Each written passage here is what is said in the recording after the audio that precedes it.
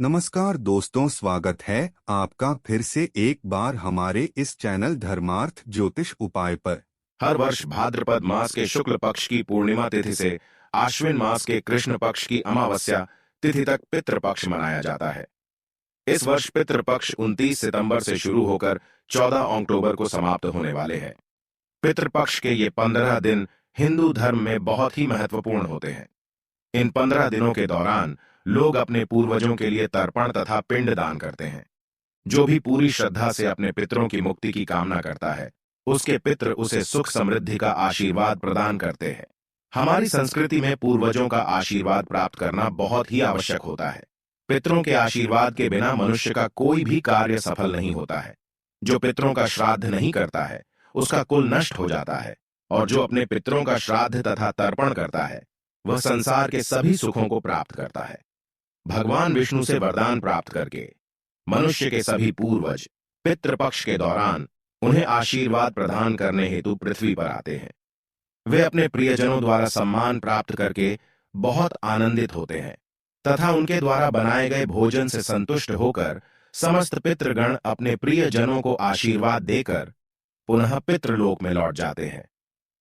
किंतु यदि कोई मनुष्य पितृपक्ष के दौरान अपने पितरों का आदर सत्कार नहीं करता है, उन्हें भोग नहीं चढ़ाता है और उसके पितृ रुष्ट होकर ही लौट जाते हैं, इससे मनुष्य को पितृदोष लगता है और पितृदोष के कारण मनुष्य को भयंकर दुखों का सामना करना पड़ता है। इसीलिए आज के इस वीडियो में हम जानेंगे अपने पितरों को संतुष्ट करने के लिए किस प्रकार का भोजन बनाना चाहिए और शास्त्रों में पितरों के लिए किस प्रकार का भोजन वर्जित माना गया है। दोस्तों, अगर आप इस चैनल पर नए हैं तो इसे सब्सक्राइब जरूर करें, कमेंट में जय श्री कृष्ण अवश्य लिखें, साथ ही वीडियो को लाइक जरूर करें। सबसे पहले जान लेते हैं गरुड़ पुराण के अनुसार ऐसे वह कौन से व्यंजन हैं जो आपको पितरों के लिए बनाने चाहिए। सबसे पहले है दूध और चीनी से बनी खीर।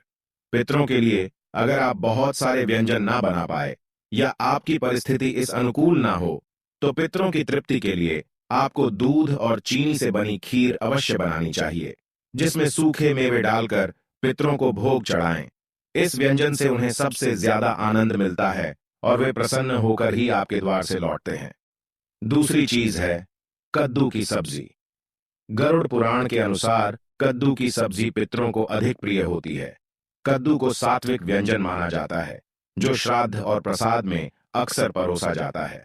अगर आप भी श्राद्ध का भोजन बना रहे हैं तो कद्दू की सब्जी अवश्य बनाएं और पितरों का आवाहन करते हुए उन्हें अर्पण करें। तीसरी चीज है शुद्ध घी की रोटी। पितृपक्ष में पितरों के लिए शुद्ध घी से बनी रोटी अवश्य बनाएं और पितरों को याद करते हुए एक रोटी कौवे को और 2 छोटी रोटियां बनाकर गाय और कुत्ते को खिलाएं। इससे आपके पितृगण जिस भी रूप में धरती पर उपस्थित होंगे, वे तृप्त होकर आपको अवश्य आशीर्वाद देंगे। चौथी चीज है पीली मूंग दाल और सफेद उड़द दाल। इन 2 दालों का उल्लेख गरुड़ पुराण में खास तौर पर किया गया है, जिसमें इन 2 दालों से बनने वाले व्यंजन, चाहे वो मीठे हो या नमकीन, अवश्य ही पितरों के लिए बनाने चाहिए।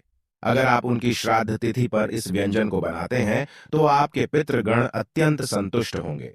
इसके अलावा गेहूं से बनी पूरी, मीठी गुड़ की रोटी, मीठे केसर वाले चावल, काले चने और बेसन से बनी चीजें भी पितरों के लिए बनाई जाए तो पितृ प्रसन्न होकर उन्हें ग्रहण करते हैं। आइए अब जानते हैं भोजन कैसे बनाना चाहिए। जैसे हम ईश्वर का भोग बनाते समय उस भोजन को नहीं छकते अथवा उसे झूठा नहीं करते हैं, ठीक उसी प्रकार से हमें पितरों का भोजन भी उन्हें अर्पण करने से पहले झूठा नहीं करना चाहिए। भोजन बनाने से पहले आपको पूरी तरह से शुद्ध होना चाहिए।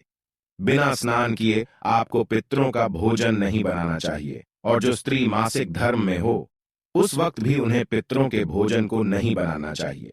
ऐसा भोजन पितृ स्वीकार नहीं करते हैं। पितृ भोजन बनाने से पहले रसोई घर को गंगा जल से स्वच्छ कर लेना चाहिए, और यदि गंगा जल ना हो तो साधारण जल छिड़क कर पहले स्वच्छ कर लेना चाहिए। उसके बाद ही भोजन बनाना चाहिए। भोजन बनाने से पूर्व इस मंत्र का जाप अवश्य करें, ओम पितृदेवाय नमः। आइए अब जानते हैं पितरों को किस प्रकार का भोजन नहीं चढ़ाना चाहिए। सबसे पहली बात, कई लोग मानते हैं कि उनके पितरों को मांसाहार भोजन पसंद था, तो उन्हें पितृ श्राद्ध पर मांसाहार बनाकर खिलाना चाहिए। किंतु ऐसा करना अनिष्टकारक हो सकता है। जब आपके पूर्वज पितृलोक में प्रवेश करते हैं तो उनका भोजन सात्विक बन जाता है। इसीलिए पितरों के लिए केवल सात्विक भोजन ही बनाएं। तामसिक व्यंजन जैसे प्याज, अदरक और लहसुन आदि का प्रयोग भी श्राद्ध भोजन में नहीं करना चाहिए। ऐसा भोजन पितृदेव स्वीकार नहीं करते हैं। तो इस प्रकार से अपने पितरों की पूजा करके आप उनका आशीर्वाद प्राप्त कर सकते हैं। उम्मीद है आपको यह जानकारी अच्छी लगी होगी।